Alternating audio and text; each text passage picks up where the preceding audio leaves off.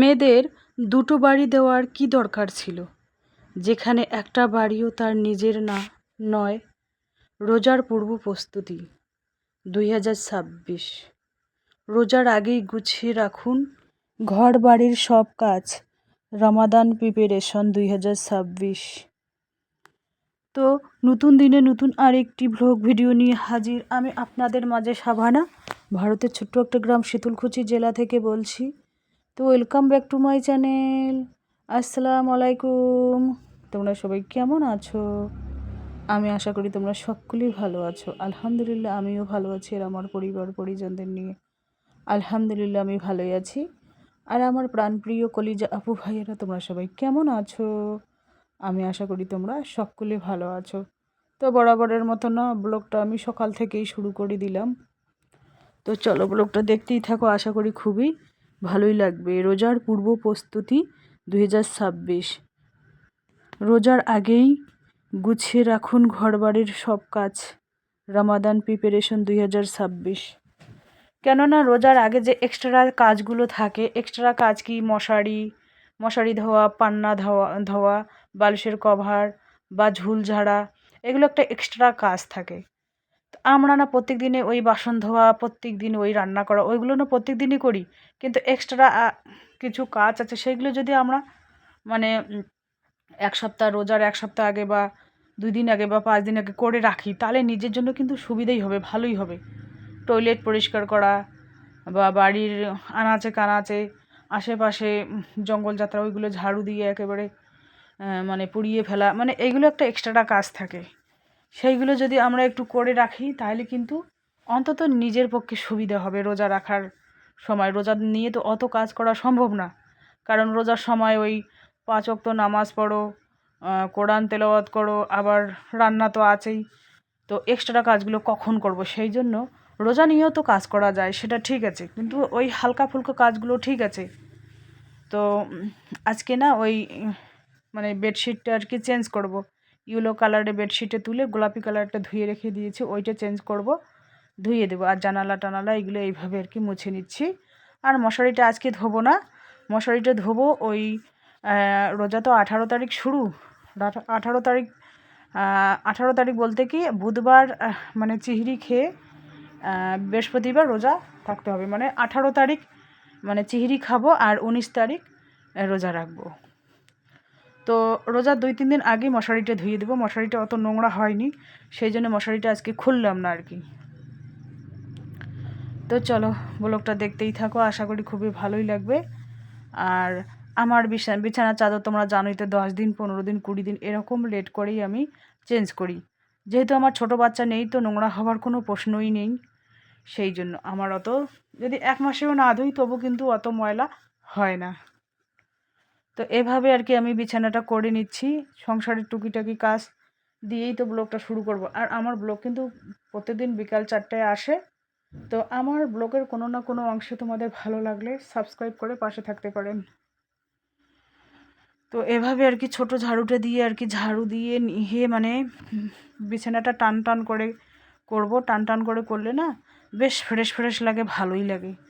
আর বিছানা যদি এখানে ওখানে দলা পাকিয়ে যায়, ছেলে ওরকম করে, আমার ছেলে যদি বিছানায় চড়ে, বাপরে বাপ, বিছানা একেবারে গোয়াল ঘর যেরকম সেরকম করে ফেলে। আমার যা রাগ ওঠে, কয়েকটা গালি দেই তবুও বাধা মানে না। মাঝে মাঝে এসে একেবারে বালিশের কভার কোন জায়গায়, বিছানার চাদর কুচকে আছে, মানে কেমন যেন এলোমেলো বিছানা দেখলে আমার ঠিক গা একেবারে কেমন যেন করে, ভালোই লাগে না। আমার রুমে কিছু জিনিস না থাক, ঠিক আছে, আমার প্রথমে আগে নজর যায় বিছানায়, বিছানাটা আমার টান টান করা আছে কি না। হাজব্যান্ড আসলে বিছানা নোংরা হয়, কারণ হাজব্যান্ড আসলে ওই ছেলে আর হাজব্যান্ড দুজনে মিলে ওই গল্প গুজব করে, মানে কি বলবো আর, ওখানে বিছানায় চা খাবে, এটা খাবে, ওটা খাবে। তখন কি করি, তখন একটা চাদর বিছিয়ে দেই, ওর উপরে একটা ট্রে দেই, ট্রের উপরে ওই কাপ টাপ রাখি। নাহলে আবার ওই ওই বিছানার মধ্যে আবার ওই যদি চাটা পড়ে, তখন একটা কেমন যেন লাগে, খাবার টাবার পড়ে। আমার বিছানার মধ্যে খাওয়া ঠিক পছন্দ না।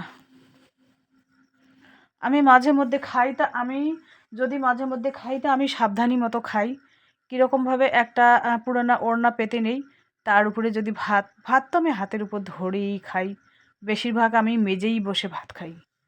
আর ডাইনিং টেবিল আমার আছে, আমার ভাত খাওয়ার ডাইনিং টেবিল আছে, কিন্তু আমি ওই ডাইনিং টেবিলের উপরে ওই গ্লাস বাটি, ওই বাসন কোসন ছোটো বাটিতে ওগুলো সাজিয়ে রেখে দিয়েছি। আমার যতদিন না রান্নাঘর হয় ততদিন আমি এরকমই আর কি আমাদের থাকতে হবে। রান্নাঘর আলাদা হলে কি হয় জানো, ওই রান্নাঘরের মধ্যে একটা বড় সড়ো একটা রান্নাঘর রেখে ওখানে এক সাইডে আর কি খাওয়ার টেবিল, বসার চেয়ার টেয়ার, ভাত খাওয়ার জন্য ওখানেই ঠিক আছে। রান্নাঘরে ওই পাশে রান্না করো, ওই পাশে খাও, ওটা ঠিক আছে। আর রুমে এসে এসে এক জগ পানি করে নিয়ে এসে এসে বা শুয়ে পড়ো, এতটুকু। আর ওই এক ঘরে থাকা খাওয়া খুব অসুবিধে হয়, খুব, কি বলবো আর। তো এই যে দেখতেই পাচ্ছেন আমার বিছানা করা শেষ হলো।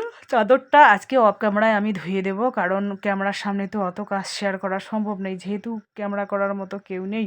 ছেলে যদি আমাকে ক্যামেরা ধরতো তাহলে কিন্তু আমি সমস্ত কিছুরে কিছু না কিছু শেয়ার করতাম তোমাদের সামনে। এই যে দেখুন, একটু ঝুল তো ঝাড়তেই হবে। পাংখাটা আজকে ঝাড়তে চাইলাম কিন্তু ঝাড়বো না, কারণ বিছানার চাদর যেহেতু চেঞ্জ করেছি, এমনি ভিজে ন্যাকড়া নিয়ে এসে কালকে ওটা অফ ক্যামেরায় আমি করে নেব। মানে যে পাশটা আর কি বিছানার হবে সে পাশটা একটা পুরানা একটা চাদর পেতে নেব, নিয়ে তারপরে শুকনো ন্যাকড়া দিয়ে পাংখাটা মুছে নেব আর কি। আর এরকম অবস্থায় যদি আমি পাংখাটা মোছামুছি করি তাহলে যেই চাদরটা পাতলাম সেটা একেবারে নোংরা হয়ে যাবে, ভালোই লাগবে না। তো এভাবে আমি ঝুল ঝেড়ে নিচ্ছি, রোজার পূর্ব প্রস্তুতি। এখন এখন বড় বড় আপুরা, ইউটিউবাররা, ওরা কিন্তু ওই রোজার যে প্রিপারেশন ওটা আগে থেকেই শুরু করে দিয়েছে। তো কারণ রোজার সময় অত কাজ অত টাপ নেওয়া যাবে না। কেউ কেউ তো বেশি করে যে মশলাপাতি আছে সেই মশলাপাতিগুলো ওই মিক্সচার গ্রাইন্ডারে আর কি পেস্ট করে নিচ্ছে। তো এভাবে আর কি আমি পুরো রুমটারে ঝুল ঝেড়ে নেব এভাবে। আর এই যে দেখুন এখানে আগামী বছর এখানে ওই বৃষ্টির পানিতে এইখানে বৃষ্টি পড়ছিল, তো এইটা মানে ভেঙে আর কি করে দিছে, টান করে দিছে, এখন আর বৃষ্টি আসে না। আর আমার যে রুমটা আছে এই রুমের উপরে যে টিন দেওয়া আছে, এই টিনের যে নিচে বাতা দেওয়া আছে সে বাতাগুলো কিন্তু নড়ে। আর এই চৈত মাসে ওই যে একটা চৈত বৈশাখ মাসে যে একটা হয়, মানে আন্ধি তুফান আসে, তখন কিন্তু আমার খুব ভয় লাগে, ওই টিনগুলো খুব শব্দ করে।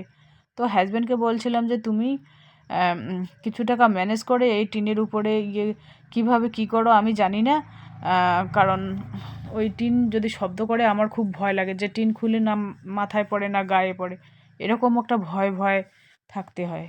তো হাজব্যান্ড বলছে কি ওটা তো করতে হবে, অনেক বুদ্ধি খাটাতে হবে, কারণ ওই মানে ওই টিনগুলো যে আছে, টিনের ইয়েগুলো যে মানে নিচে যে বাতাগুলো দেওয়া আছে ওগুলো মানে খুব নরম হয়ে গেছে, ওখানে যদি তারকাটা তাড়া হয় তাহলে কিন্তু একেবারে খুলে যাবে।